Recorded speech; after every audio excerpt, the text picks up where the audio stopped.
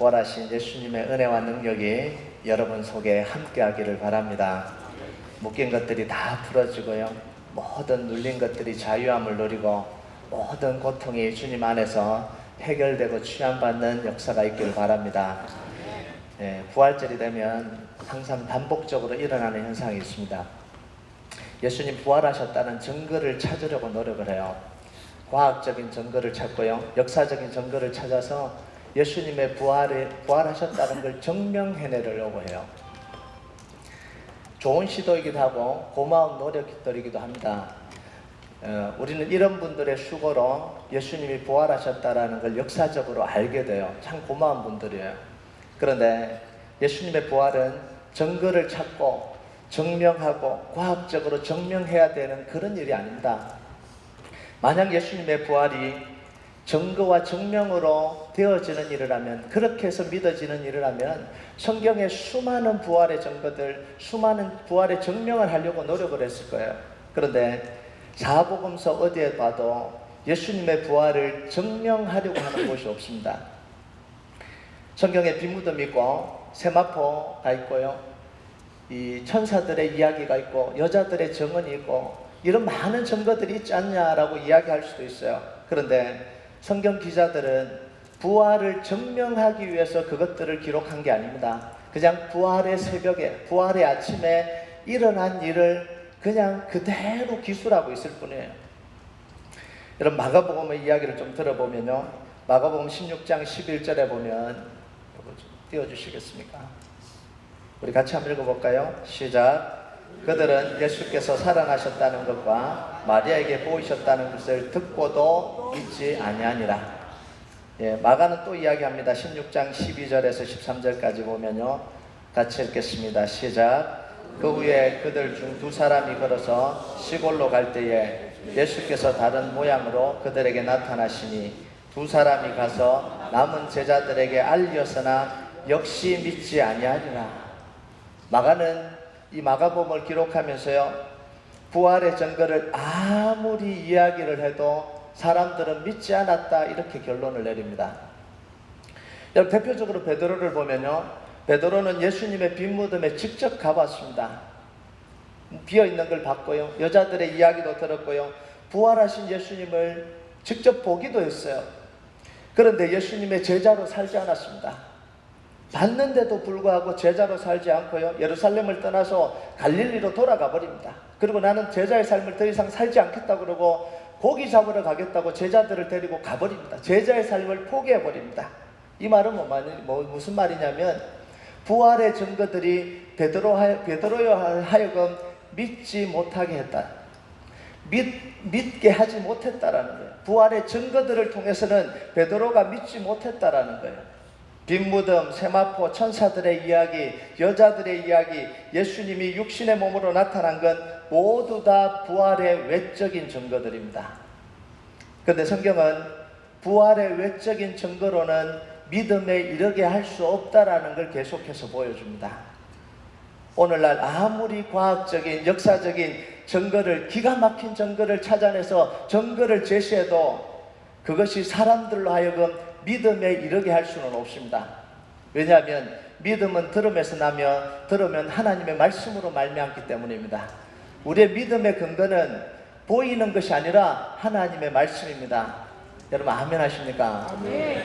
이 에마우로 내려가던 두 제자에게 예수님이 나타났지만 예수님인지 모르잖아요. 언제 알게 됩니까? 이 잠자는 곳에 머물러서 예수님이 떡을 떼셔 주실 때 그 제자들이 뭐라고 이야기하냐면, 우리가 내려올 때 예수님이 말씀을 풀어주실 때에 우리의 마음이 뜨겁지 아니하였냐, 이렇게 이야기를 해요. 우리가 예수님을 볼 때 예수님을 받지 않냐, 이렇게 하는 게 아니라 말씀을 풀어주실 때에, 그 말씀은 뭐예요? 선지자들의 글과 이 메시아가 오실 거란 예언과 이런 이 말씀을 풀어주실 때에 제자들의 마음속에 믿음이 생겼다라는 거예요. 뜨거움이 생겼다라는 거예요. 그러니까 이 엠마오와 같은 이 제자는 그 밤에 다시 예루살렘으로 뛰쳐 올라가잖아요. 여러분, 그런 부활의 증거가 도대체 뭐냐는 거예요. 세마포도 아니고 빈무덤도 아니고 여자들의 증언도 아니면 부활의 증거가 뭐냐는 거예요. 부활의 증거는 바로 예수님을 만난 사람들의 변화된 삶이 부활의 증거입니다. 우리의 변화된 삶이 부활의 증거예요. 여러분, 유튜브에 나오는 과학적인 증거를 아무리 더미로 보십시오. 아무리 증명하려고 노력해 보십시오. 단 한 사람도 예수님을 믿지 않을 겁니다. 그런데 우리가 부활하신 예수님을 믿고 변화된 삶을 살아갈 때 사람들은 우리의 모습을 보면서 부활하신 예수님을 만나게 될 겁니다.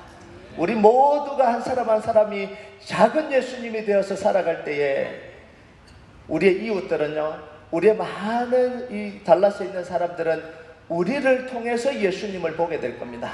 우리를 통해서 부활의 능력을 체험하게 될 겁니다. 우리를 통해서 하나님의 은혜를 경험하게 될 겁니다. 우리를 통해서 믿음을 가지게 될 겁니다. 아멘을 안 하시니까 계속 제가 합니다. 네. 오늘 아침부터 차분하게 시작하시더라고요. 제가 그러면 좀 걱정을 좀 했습니다. 네. 네, 그러다가 또 잊어버렸네요. 네.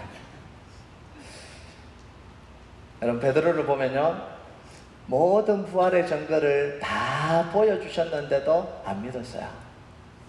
그리고 물고기 잡으러 가버렸잖아요. 그런데 예수님이 물고기 잡는 베드로에게 나타났습니다.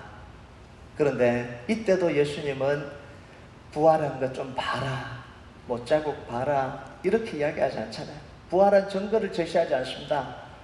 무슨 이야기 하십니까? 내가 나를 사랑하느냐, 사랑에 대해서 이야기를 하세요. 베드로를 사랑한다고 이야기합니다. 그리고 예수님과 함께 지내왔던 이야기를 합니다. 예수님이 가르쳤던 것들을 기억나게 합니다. 예수님이 베드로를 다시 파송하십니다. 사명을 주십니다. 내 양을 먹이라고 하십니다. 부활에 대해서는 한마디도 하지 않았는데 이 베드로 안에서 예수님의 말씀을 듣는 그 베드로 안에 뜨거움이 일어나고 변화가 일어납니다. 그러면서 부활하신 예수님을 마음속으로 받아들이는 거예요. 그 후에 베드로는 성령을 체험했고요, 예수님의 십자가 사건이 믿어졌습니다. 그때부터 베드로는 십자가 복음을 선포하기 시작합니다. 사도행전 2장 36절에 보면요, 그런즉 이스라엘 온 집은 확실히 알지니 너희가 십자가에 못 박은 이 예수를 하나님이 주와 그리스도가 되게 하셨느니라. 아멘. 예루살렘에 모인 수많은 사람들에게 이렇게 선포하는 거예요. 이스라엘 온 집은 알아라. 너희들이 십자가에 못 박아 죽인 이 예수가 그리스도다. 이 예수가 하나님의 아들이다. 분명하게 선포합니다.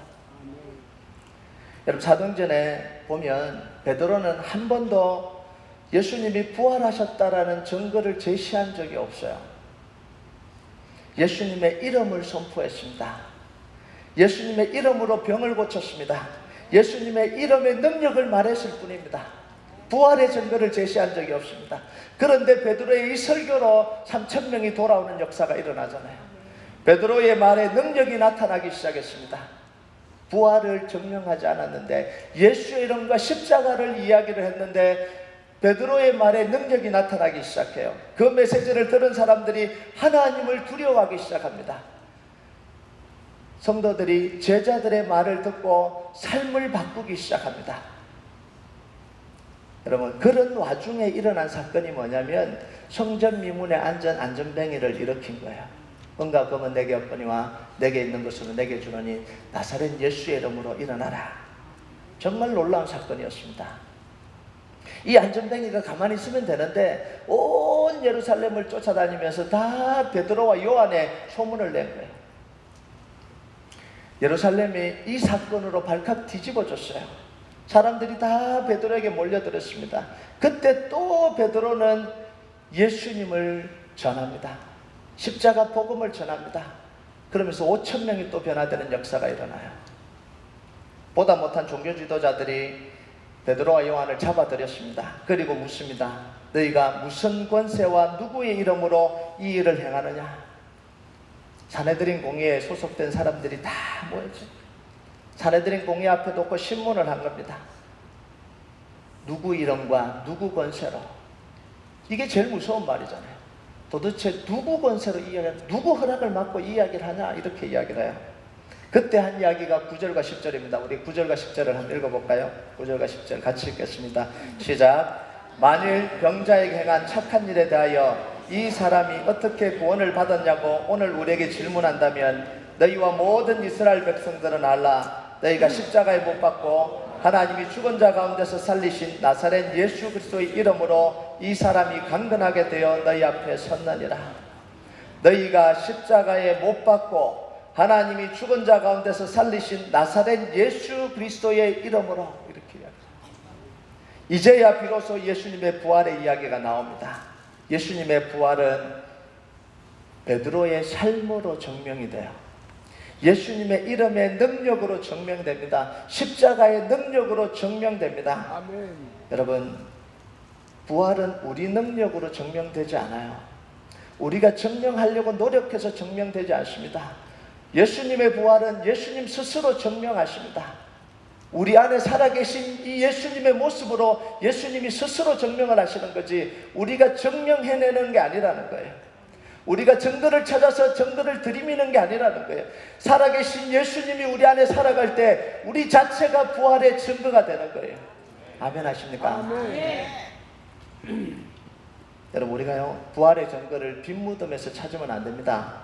2000년 역사를 발굴해서 찾는 것도 아니고요, 과학적 이론으로 찾는 것도 아닙니다. 예수님의 부활의 증거는 현재 우리 안에 있습니다. 우리 삶이 부활의 증거예요. 우리 교회들이 부활의 증거입니다. 예배 가운데 성령의 역사가 일어나는 것이 부활의 증거예요. 예배를 드리는데도 밋밋하게 예배 드릴 때 어떻게 이게 부활의 증거가 일어나겠습니까? 올해 제가 교회협의회 회장을 시작하면서 하나님께 기도한 게 있습니다. 하나님, 올해 예년에도 그랬지만 또 앞으로도 그럴 거지만 올해 정말 교회들마다 부흥의 역사를 일으켜 주시옵소서. 예배마다 성령의 역사가 충만하게 해 주시옵소서. 기도할 때마다 하나님 응답하는 역사가 있게 해 주시옵소서. 모든 교회들이, 달라스에 있는 이 침체된 교회들이 다 일어나게 해달라고 계속해서 기도하고 있습니다. 여러분, 부활의 증거는 우리가 정말 주일날마다 모여서, 새벽마다 모여서, 수요일과 금요일에 모여서 기도할 때에 성령님이 우리에게 임하시는 그 사건이 부활의 증거가 아니겠어요? 우리가 기도할 때 하나님이 응답해 주신 걸 온 성도들이 믿고 기도하기 위해서 모여지는 이 일이 부활의 증거잖아요. 말씀의 능력을 믿고 말씀을 붙들고 살아가려고 하는 이 성도들의 모습이 부활의 증거고요. 삶이 하나님의 응답으로 채워져서 삶의 간정으로 넘쳐나는 것이, 이게 바로 부활의 증거입니다. 우리는 여기서 부활의 증거를 찾아야 되는데 다른 곳에서 부활의 증거를 찾으려고 합니다.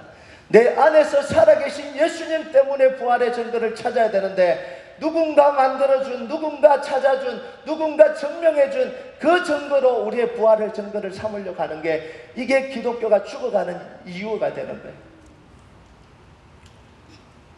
여러분, 베드로는요, 예수님의 부활에 대해서 뭘 믿었기에 부활의 이 변화가 일어나냐는 거예요. 뭘 믿었기에.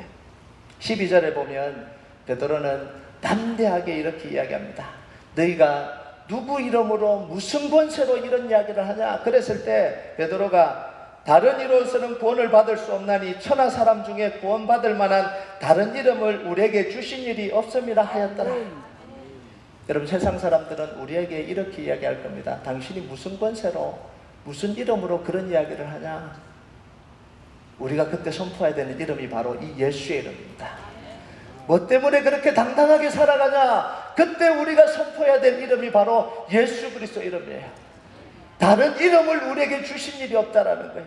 이 세상 살아갈 때 붙들고 살아야 될 이름, 오직 예수 그리스도밖에 없다라는 거예요. 여러분, 아담으로부터 시작된 우리 원죄를 해결할 분은요, 오직 한 분, 예수님밖에 없어요. 사탄의 권세를 멸하신 분, 오직 예수님 한 분밖에 없습니다.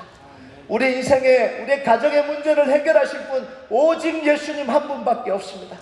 교회의 문제, 세상의 문제를 해결할 분, 오직 예수님 한 분밖에 없습니다. 여러분, 고린도서 15장 21절 22절에 보면요, 좀 띄워주시겠어요?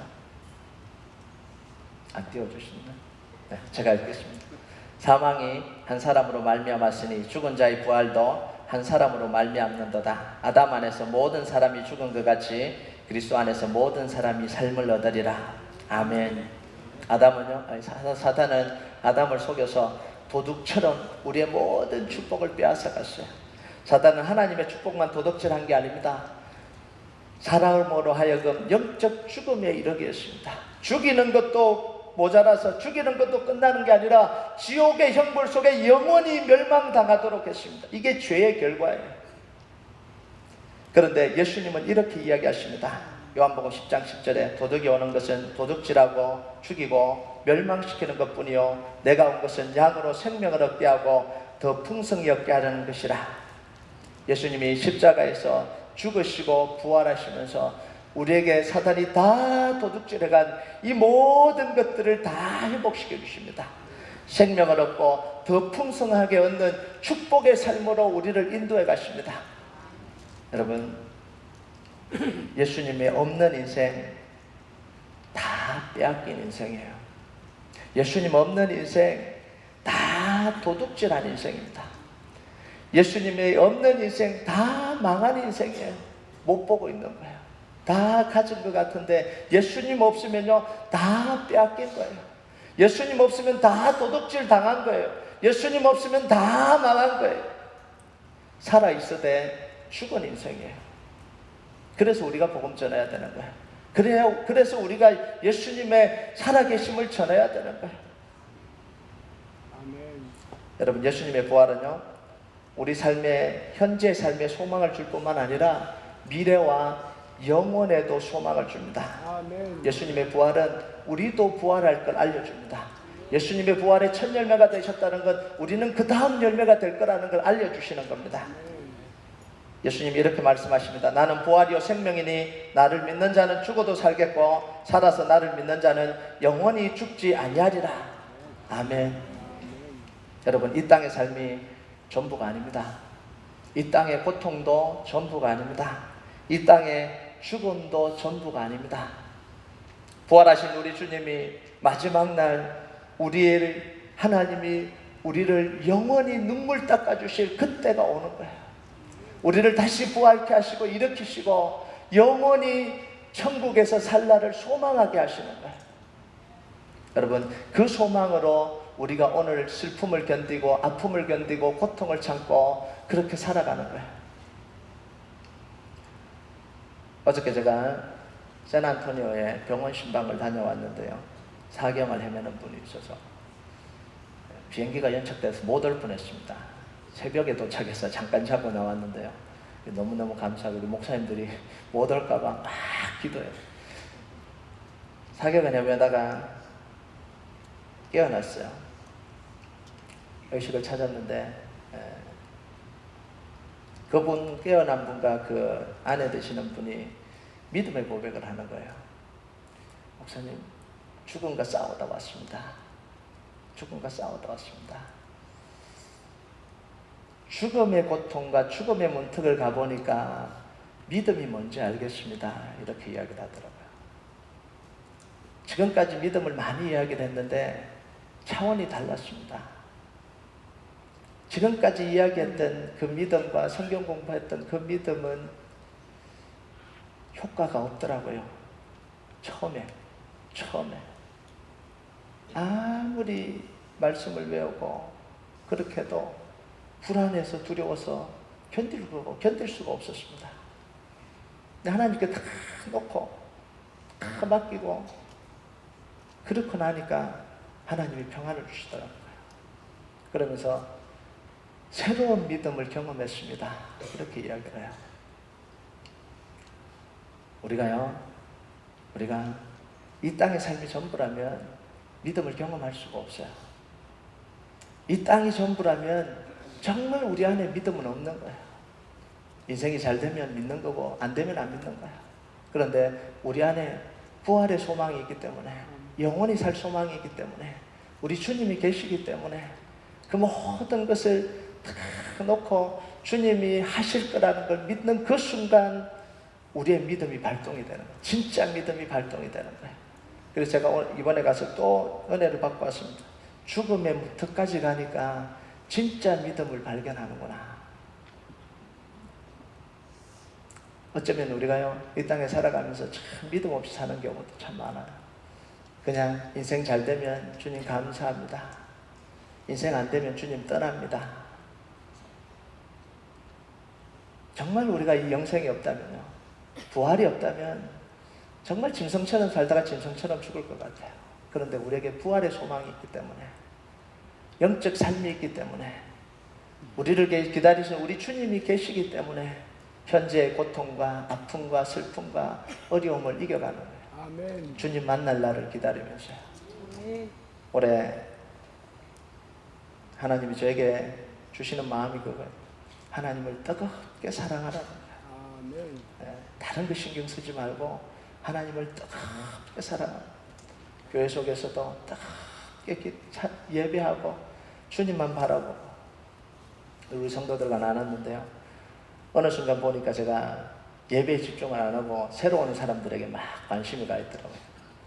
마지막 순간까지 그 들어오는 분들 손을 잡아주고 인사하고 이런데, 그건 참 좋은데요, 성도들이 많이 오면 기쁘고 안 오면 마음이 무겁고 막 이런 일들이 속에서 일어나도 예배가 집중이 안 되더라고요. 그래서 하나님이 제 마음속에 그걸 지적을 하시는 거예요. 너 지금 뭐하냐? 지금 예배 드리냐? 아니냐? 그래서요, 제 마음속에 회개가 일어나요. 지금 내가 지금 뭐 하고 있지? 예배 드려야 되는데, 주님께 집중해야 되는데. 그래서 그걸 놔버렸습니다. 일정 시간 되면 그냥 예배실로 들어와서 주님께 집중합니다. 아멘. 사람들이 오든 오지 않든 나만의 예배, 나의 예배를 드리기 시작했어요. 너무 감사한 거예요. 너무 은혜가 되는 거예요.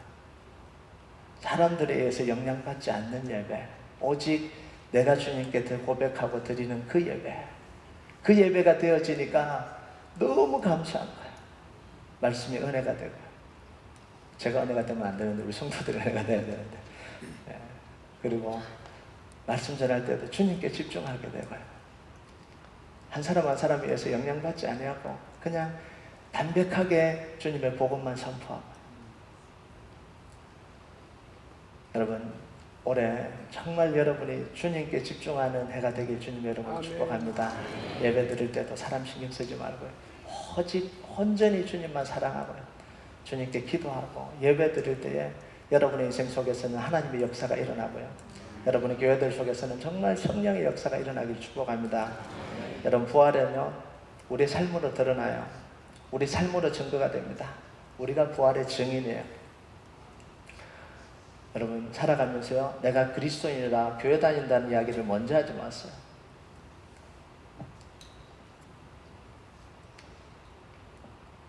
특히 비즈니스 할 때요, 내가 그리스도인입니다. 여러분, 그걸로 크레딧 얻으려고 그러지 마세요. 비즈니스는 비즈니스예요. 나의 직분도 이야기하지 말고요, 나의 신앙 경력도 이야기하지 말고요, 훈련받은 수료증도 내밀지 말고요, 교회 이름도 이야기하지 마세요. 그걸로 우리 신앙이 증명되지 않습니다. 증명해봐야 증명한들 아무런 영향력이 없어요.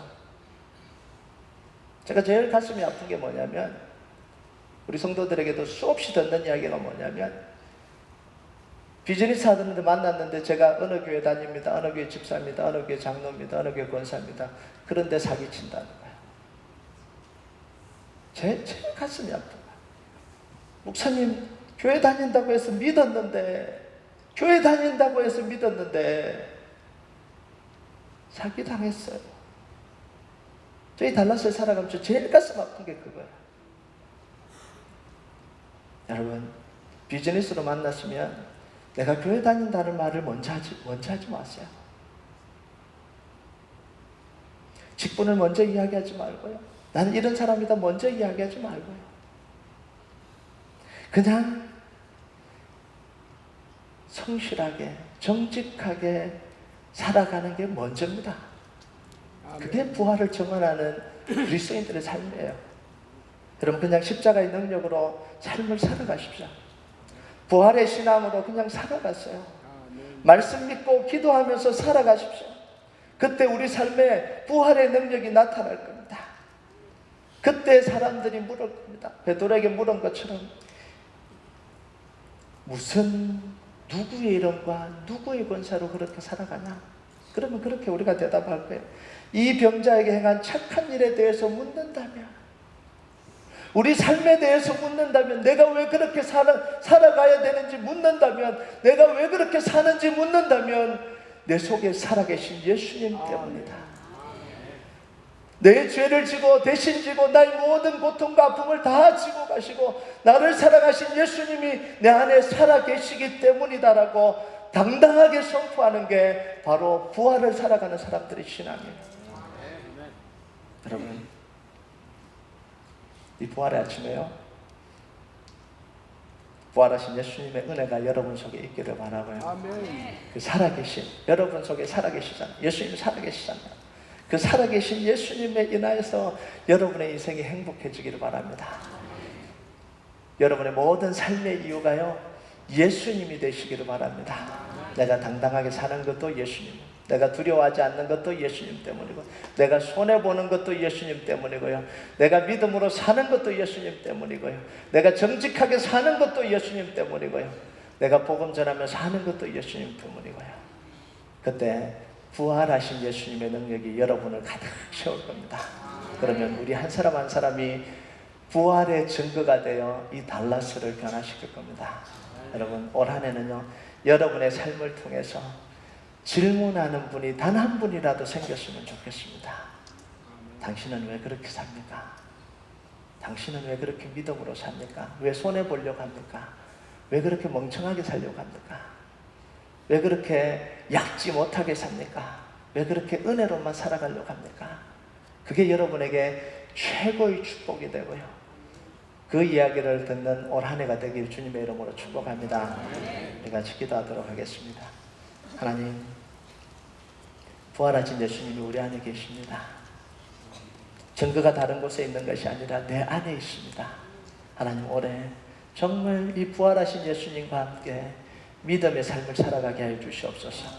우리 달라스에 있는 우리 모든 성도들이 부활하신 예수님을 인하여 기뻐하고 즐거워하고 정직하고 성실하고 믿음으로 살아갈 때 이 달라스에 있는 모든 사람들이 우리 교회를 통해서, 우리 성도들을 통해서 부활하신 예수님을 만나는 한 해가 될 수 있도록 주님 축복하여 주시고 함께하여 주시옵소서. 특별히 하나님, 우리 부활절을 맞아요 교회들마다 일어나게 하시고, 교회들마다 세워지게 하여 주시고, 교회들마다 모든 묶인 것들이 풀어지게 하여 주시고, 모든 고통당하는 것들이 없어지게 하여 주시고, 모든 아픈 사람들이 다 치료받고 막힌 것들이 다 열려지는 역사가 우리 교회들마다 일어날 수 있도록, 우리 성도들마다 일어날 수 있도록 주님 역사하여 주시옵소서. 감사드리며 예수님 이름으로 기도드립니다. 아멘.